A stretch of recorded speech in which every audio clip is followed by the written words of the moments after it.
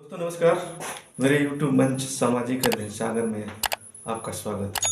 दोस्तों आज हम बात करने वाले हैं अथर्ववेद के विषय में। अथर्ववेद से संबंधित महत्वपूर्ण बिंदुओं को आज हम सभी चर्चा करेंगे और जानेंगे कौन कौन से बिंदु है जो अथर्ववेद से संबंध रखता है, जो विभिन्न प्रकार की परीक्षाओं में अक्सर पूछे जाते हैं। तो अथर्ववेद में अथर शब्द का तात्पर्य पवित्र तथा जादू है। अथर्ववेद में जैसे अथर्ववेद अथर प्लस वेद से बना अथर्ववेद, तो अथर्ववेद में जो अथर्व का शब्द का तात्पर्य है उसका तात्पर्य है पवित्र तथा जादू। अथर्ववेद में अथर्व शब्द का तात्पर्य पवित्र तथा जादू है। यह वेदों के क्रम में, ये अथर्ववेद जो है वेदों के क्रम में चौथा तथा अंतिम वेद है। यह वेदों के क्रम में चौथा तथा अंतिम वेद है। आप जानते हैं कि जो 4 वेद हैं उसमें ऋग्वेद, यजुर्वेद, सामवेद और अथर्ववेद, और अथर्ववेद वेदों के क्रम में चौथे नंबर का वेद आता है। पहले नंबर पे ऋग्वेद, दूसरे नंबर पे यजुर्वेद, तीसरे नंबर पे सामवेद, चौथे नंबर पे ये अथर्ववेद। अगले पॉइंट की बात करें, अथर्ववेद की रचना अथर्वण अथवा अथर्वा तथा अंगिरस ऋषियों के द्वारा हुई है। इस वेद की रचना जो है अथर्वण नाम के कोई ऋषि थे, या अथर्वण बोलिए या फिर अथर्वा बोलिए, अथर्वण या अथर्वा ऋषि तथा अंगिरस ऋषि के द्वारा हुई है। इसलिए इस वेद को अथर्वांगिरस वेद के नाम से भी जानते हैं। अथर्ववेद की रचना अथर्वण या अथर्वा ऋषि और दूसरे अंगिरस ऋषि के द्वारा हुई है, इसलिए इस वेद को अथर्वांगिरस वेद भी कहा जाता है। अगले पॉइंट की अगर बात करें तो अथर्ववेद ब्रह्म विषयक होने के कारण, अर्थात इसमें ब्रह्म के विषय में जानने का भी मौका मिलता है। अथर्ववेद में ब्रह्म विषयक होने के कारण इसे ब्रह्मवेद के भी नाम से जाना जाता है। अथर्ववेद ब्रह्म विषयक होने के कारण इसे ब्रह्मवेद के नाम से भी जानते हैं, ब्रह्मवेद भी कहा जाता है।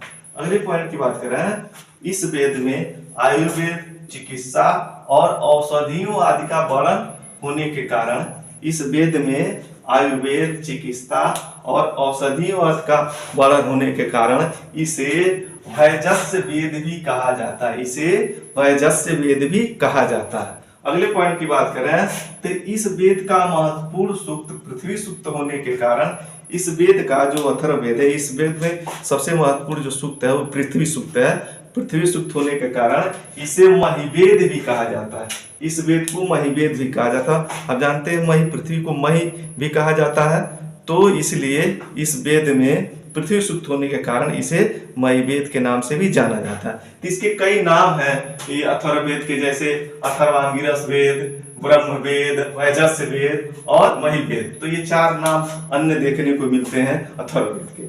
अगले पॉइंट की अगर बात करें तो अथर्ववेद में ब्रह्म ज्ञान, बहुत सारे विषय हैं, बहुत सारे पॉइंट है इसमें कि बहुत सारी चीजों को देखने का मौका मिलता है इस वेद में। तो अथर्ववेद में ब्रह्म ज्ञान, रोग निवारण, औषधि प्रयोग, जंत्र तंत्र, भूत प्रेत, टोना टोटका, राजभक्ति, विवाह, प्रणय गीत, अंधविश्वास, शाप, वशीकरण, प्रायश्चित, आशीर्वाद, स्तुति, अनुसंधान, दर्शन, मातृभूमि महात्म तथा वास्तुशास्त्र जैसे अनेक विषयों का भी वर्णन किया गया है। वास्तुता समझते हैं कि भवन निर्माण से संबंधित वो शास्त्र है। मतलब ये है कि इस वेद में ब्रह्म ज्ञान, रोग निवारण, औषधि प्रयोग, जंत्र तंत्र, भूत प्रेत, टोना टोटका, राजभक्ति, विवाह, प्रणय गीत, अंधविश्वास, शाप, वशीकरण, प्रायश्चित, आशीर्वाद, स्तुति, अनुसंधान, दर्शन, मातृभूमि महात्म तथा वास्तुशास्त्र जैसे अनेक विषयों का भी वर्णन किया गया है। इसलिए उत्तर वैदिक काल के इस वेद का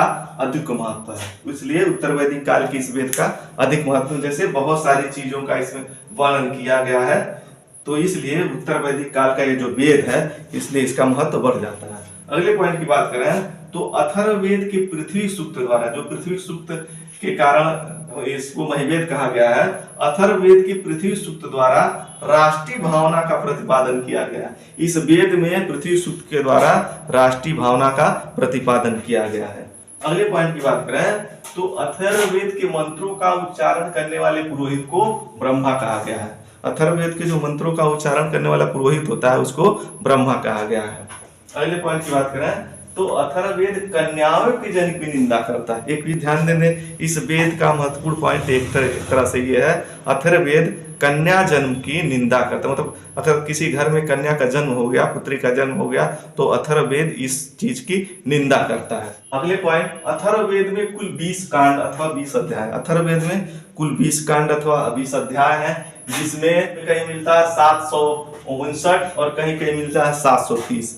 अथर्ववेद में जो 20 अध्याय अथवा 20 कांड है, उसमें कहीं मिलता है 759, कहीं मिलता है 730 सूक्तों की संख्या। मतलब सूक्तों की संख्या इसमें 759 आप कहिए या 730, लेकिन ये स्पष्ट माना जाता है कि लगभग 759 सूक्तों की संख्या है। 730 भी देखने को मिलता है। तो सूक्तों की संख्या कहीं 730, कहीं 759, कुल अध्याय या कांड 20, और कहीं कहीं मिलता है 5977 और कहीं कहीं मिलता है 5987 ऋचाएं अथवा मंत्र। मतलब सूक्तों की संख्या इसमें कहीं मिलता है 759, कहीं 730, और ऋचाओं की संख्या यानी मंत्रों की संख्या इसमें मिलती है कहीं 5977 मिलता है, कहीं 5987 मिलता है। लेकिन लगभग के हिसाब से देखा जाए तो मंत्रों की संख्या लगभग इसमें 6000 के आसपास मानी जाती है। अगले पॉइंट की बात करें तो ऋषि चरणव्यूह के अनुसार इसकी यानी कि अथर्ववेद की 9 शाखाएं हैं। ऋषि चरणव्यूह के अनुसार अथर्ववेद की 9 शाखाएं हैं, जिसमें पैपल, वस्त, प्रदात, स्वात, सौल, ब्रह्मदावल, सौनक, देवदर्शक और चरक विद्या। ये 9 प्रमुख रूप से शाखाएं मानी जाती है। लेकिन मुख्य रूप से ये माना जाता है कि इसमें 2 शाखाएं ही प्रमुख रूप से उपलब्ध है। जो 2 शाखा प्रमुख रूप से उपलब्ध है, पैपल या पिप्पलाद शाखा जो पहला है उसमें 2 में पैपल या पिप्पलाद शाखा तथा सौनक शाखा ही मुख्य रूप से प्राप्त होती है। ये अथर्ववेद से संबंधित कुछ महत्वपूर्ण पॉइंट हैं जिसको हमने बताने का प्रयास किया, और मुझे उम्मीद है कि ये आपको मैं समझा पाने में सफल हुआ हूँ। एक प्रश्न आपके लिए छोड़ जाता हूँ कि जैसे आपको अथर्ववेद में देखने को मिलता है भूत प्रेत, टोना टोटका, वशीकरण, स्तुति, आशीर्वाद, विवाह, प्रलय, गीत, अंधविश्वास जैसी बहुत सारी चीजें उत्तर वैदिक कालीन इस वेद में देखने को मिलता है। तो आपको ये बताना है कि इस काल में ऐसी कौन सी परिस्थिति आ गई होगी जिससे उत्तर वैदिक काल के लोग यानी आर्य लोग इसको मानने पर विवश हुए होंगे, या फिर कौन सी ऐसी परिस्थिति आई होगी जिसके कारण ये सब किए होंगे। इसको आपको कमेंट बॉक्स में बताना है, और फिर मिलते हैं आपको एक नए वीडियो के साथ। तब तक के लिए